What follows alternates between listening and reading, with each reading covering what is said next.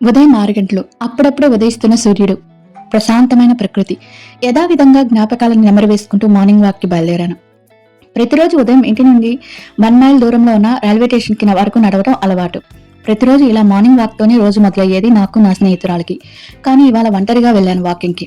ఇవాళే కాదు, గత 3 నెలలుగా ఒంటరిగానే అయ్యాను. దానికి కారణం నా స్నేహితురాలి మానసిక పరిస్థితి పాడవడమే. చాలా చురుకైన అమ్మాయి. ఇలా అవ్వడానికి కారణం జీవితంలో అతి ముఖ్యమైన విషయంలో తీసుకున్న తప్పుడు నిర్ణయమే. ఇలా ఆలోచిస్తుంటే స్టేషన్ సమీపించింది. గతం ఒక్కసారిగా కళ్ళు మెదిలింది. కళ్ళు చెమగిల్లాయి. తన జీవిత పయనం శూన్యం వైపు మొదలుపెట్టింది ఈ స్టేషన్ నుంచే కదా అని అనుకున్నాను. ఇంతకీ నా స్నేహితురాలి పేరు చెప్పటం మర్చిపోయాను కదా. తన పేరు ఆనంది. చాలా అందంగా ఉంది కదా. పేరే కాదు, పేరుకు తగ్గట్టుగా మనసు, మనిషి రెండూ చాలా అందంగా ఉండేది. ఆనంది చాలా చురుకైన అమ్మాయి. నాగరికత తెలిసిన పిల్ల. కాలేజీలో అందరితో కలివిడిగా ఉంటుంది. చదువుల్లో, ఆటల్లో ఎప్పుడు ముందు అన్నట్టుగా చెప్పడం మర్చిపోయా. ఆనంది ఒక మంచి నృత్యకారిణి కూడా. ప్రతి అమ్మాయిలాగే పెళ్లి చేసుకునే అబ్బాయి ఇలా ఉండాలి, అలా ఉండాలి అని అనుకునే వాటిలో ఆనంది కూడా ఒక అమ్మాయి.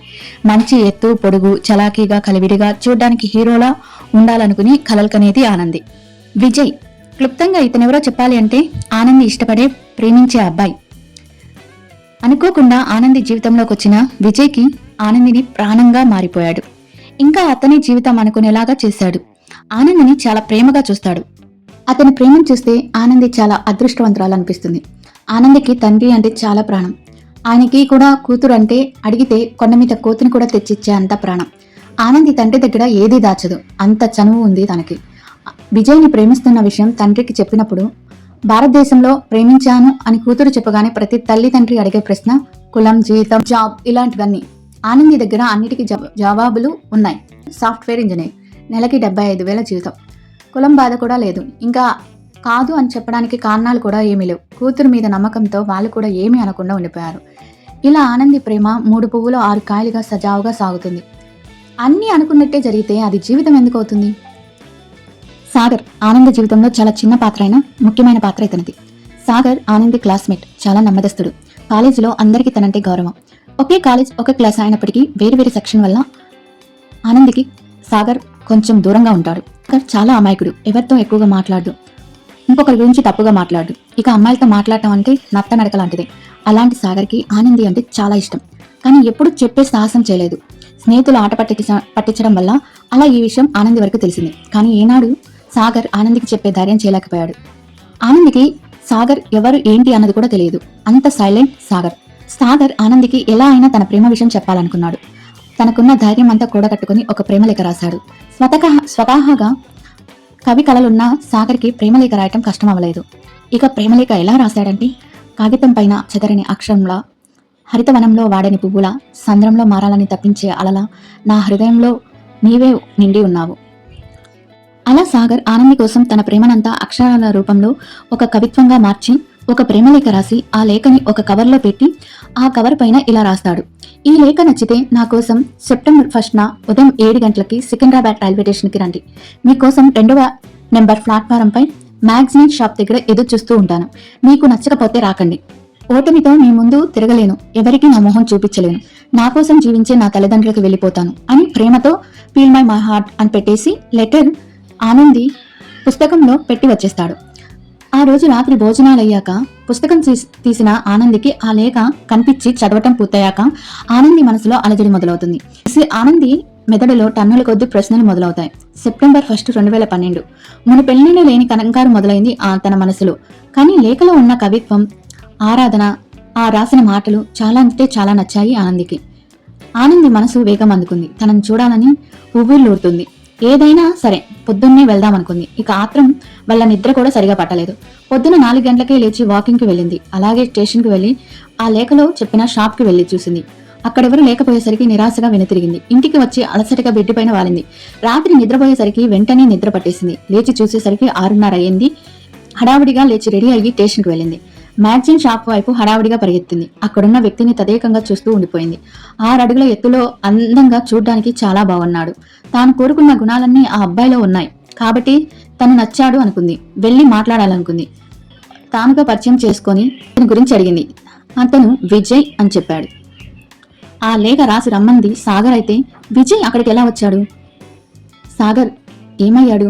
ఈ లేఖలో ఉన్న ఆ ప్లేస్ విజయ్ ఎందుకు ఉన్నాడు అనుకుంటున్నారా? పూర్తిగా రండి, ఈ స్టోరీ వినండి, అర్థమవుతుంది. ఆ రోజు ఆనంద్ స్టేషన్ కి చేరుకునేసరికి సమయం 7:20 అయింది. అదేదో సామిక్ చెప్పినట్టు నువ్వు ఎక్కబోయే రైలు జీవితకాలం లేటు అన్నట్టుగా సాగర్ పాపం ఆ రోజు తన అదృష్టాన్ని ఎక్కిరిస్తూ సరైన సమయానికి వచ్చింది రైలు. 7:15 వరకు చూసి ఇక ఆనంది రాదని నిర్ధారించుకొని తన ఊరికి వెళ్లే రైలు ఎక్కి వెళ్ళిపోయాడు సాగర్. పాపం తన కోసం తన ఆరాధించే అమ్మాయి వస్తుంది అని తెలియక వెళ్ళిపోయాడు. అనుకోకుండా ఆ సమయానికి అక్కడికి విజయ్ వచ్చాడు. లేఖ రాసింది విజయ్ కాదు, కానీ విజయే అనుకున్న ఆనంది అతన్ని తనని ప్రేమిస్తున్నాడు అనుకుని తన దగ్గరికి వెళ్లి అతను నచ్చాడని చెప్పేసింది. అంత అందమైన అమ్మాయి ఎదురుగా వచ్చి మరీ ప్రేమిస్తున్నా అని చెప్పి ఏ అబ్బాయి కాదనుకున్నా ఉంటాడు? తనకి ఆనంది నచ్చడంతో తాను ప్రేమిస్తున్నానని చెప్తాడు. అలా ఆనంది జీవితంలోకి విజయ్ ప్రేమ మొదలవుతుంది. కాలం గడుస్తున్న కొద్దీ వాళ్ళ ప్రేమ బాగా బలపడిద్ది. ఒకరికి ఒకరు వదలకుండా ఉండలేని పరిస్థితి వస్తుంది. ఇక ఆనంది విజయ్ ఒకరికొకరు పరిచయం అయ్యి సరిగ్గా సంవత్సరం అయింది. ఈ సందర్భంగా ఆ రోజున విజయ్ ఆనందికి ఏదైనా ప్రత్యేకంగా చేయాలనుకుంటాడు. తనని ఆ రోజు వాళ్ళు ఎప్పుడు కలిసి రెస్టారెంట్ కి ఎదురుగా వేచి ఉండమని చెప్తాడు.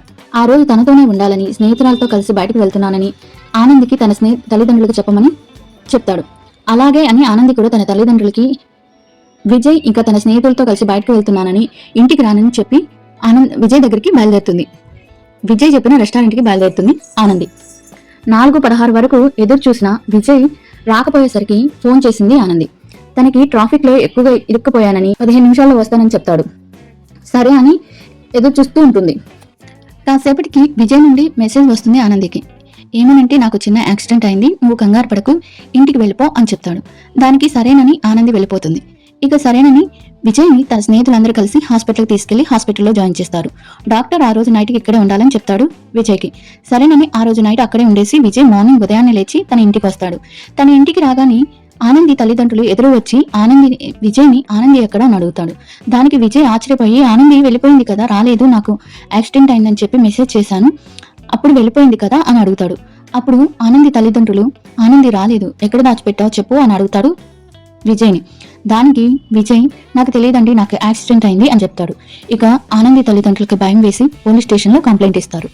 ఈ కేసు మిస్టరీని ఛేదించడానికి కార్తిక్ అనే ఆఫీసర్ని నియమిస్తారు. కార్తిక్ చాలా నిజాయితీ గల ఆఫీసర్, క్రమశిక్షణ ఉన్న వ్యక్తి. కార్తిక్ అనుమానం విజయ్ పైన కాబట్టి ఇన్వెస్టిగేషన్ విజయ్తోనే మొదలు పెట్టాడు. విజయ్ని ఆ రోజు ఏం జరిగిందో చెప్పమని కార్తిక్ అడుగుతాడు. అప్పుడు విజయ్ తను బయటకు వెళ్దాం అనుకున్న ప్లాను, యాక్సిడెంట్ గురించి, తర్వాత మెసేజ్ గురించి అన్ని చెప్తాడు. కార్తిక్ కి నమ్మకం కలగక నిజంగా ఆనందికి మెసేజ్ చేశాడా కనుక్కోమని సెల్ కస్టమర్ సపోర్ట్ సహాయంతో సెల్ ఫోన్ కి నెంబర్ కి వచ్చిన కాల్స్, మెసేజెస్ అన్ని చూస్తాడు. నిజంగానే విజయ్ది తప్పేం లేదని తెలుసుకుంటాడు. మళ్ళీ పరిశోధన మొదలవుతుంది. ఆనంది కనపడకుండా పోయి వారం రోజులు అవుతుంది, ఇంకా జాడ తెలియలేదు. కార్తిక్ పై ఆఫీసర్ ప్రణయ్ నుండి ఒత్తిడి ఎక్కువ అవుతుంది. ఇంకొక వారం రోజుల్లో కనిపెట్టకపోతే ఉద్యోగం నుంచి తీసేస్తానని చెప్తాడు. కార్తిక్ ఆనంద్ తల్లిదండ్రులకి విజయ్ నిర్దోషి అని చెప్పి ఆనంద్ గదికి వెళ్తాడు, ఏదైనా క్లూ దొరుకుతుందేమోనని. కార్తిక్ కి ఆనంది డైరీ 2 లేఖలు దొరుకుతాయి. అందులో ఒక సాగర్ రాసిన ప్రేమ లేఖ, ఇంకోటి ఆనంది రాసిన లేఖ. ఆనంది రాసిన లేఖలో ఏముంది, తాను చదివే కాలేజీలో తన క్లాస్మేట్ తనని ప్రేమ అనే పేరుతో విసిగిస్తున్నాడని, హింసిస్తున్నాడని రాసింది. అంటే ఆనంది కనపడకుండా పోవడానికి ఆ లేఖకి ఏదైనా సంబంధం ఉందా అని అనుమానిస్తాడు కార్తిక్. ఆనంది కేసులో రోజులు గడుస్తున్న కొద్దీ ఏ విషయం తెలియటం లేదు. కార్తిక్ పై తన అధికారి ప్రణయ్ ఒత్తిడి తెచ్చి ఉద్యోగం నుంచి తీసేయాలనుకుంటాడు. కార్తిక్ కి ప్రణయ్ ఎందుకంత ఒత్తిడి చేస్తున్నాడో అర్థం కాలేదు. సరే అని ఆ లేఖలో ఉన్న చేతిరాతను బట్టి దోషం పట్టుకోవాలని నిర్ణయించుకుంటాడు. కాలేజ్కి వెళ్లి విద్యార్థుల అకౌంట్స్ బుక్స్ అన్ని తెప్పించి పోల్చడం మొదలు పెడతాడు. ఎట్టకేలకు ఈ లేఖ రాసింది సాగర్ అని కనుక్కుంటాడు. అతని గురించి ఆరా తీస్తాడు.